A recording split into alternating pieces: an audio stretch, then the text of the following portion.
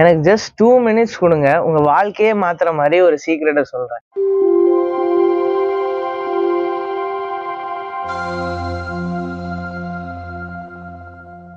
மோட்டிவேஷனால மட்டும் உங்க வாழ்க்கையில சக்சஸ் ஆயிட முடியாது. அதுக்கு நீங்க கன்சிஸ்டண்டா எல்லாத்துலயும் ஒர்க் பண்ணியே ஆகணும். நான் ஏன் இப்படி சொல்றேன்னா, மோட்டிவேஷனுங்கிறது ஜஸ்ட் 1 டே அல்லது 1 வீக் வரைக்கும் தான் இருக்கும்.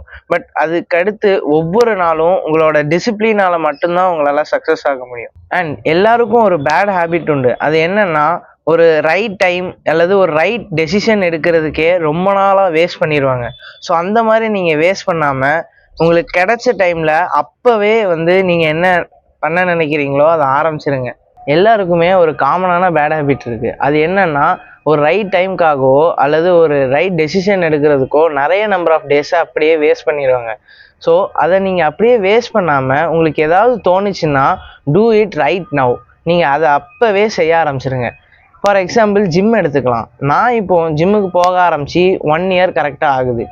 அண்ட் நானும் ஜிம்முக்கு போக ஆரம்பிக்கிறதுல ஃபர்ஸ்ட் வீக் ரொம்பவே மோட்டிவேஷ்னலாக இருந்தேன். ஒரு நாள் கூட மிஸ் பண்ணாமல் கண்டினியூஸாக போனேன். பட் செகண்ட் வீக்லேருந்து எனக்கு கொஞ்சம் கொஞ்சமாக மோட்டிவேஷன் கம்மியாகிட்டே போச்சு. பட் அப்படி கம்மியானால் நமக்கு ரிசல்ட் வராதுன்னு எனக்கு முன்னாடியே தெரிஞ்சனால நான் சும்மா அங்கே போய் பாட்டு கேட்கவோ அல்லது எக்ஸசைஸே பண்ணலன்னா கூட ஜிம் போயே ஆகணும்னு அங்கே போய் சும்மாவாவது உட்காந்துருப்பேன்.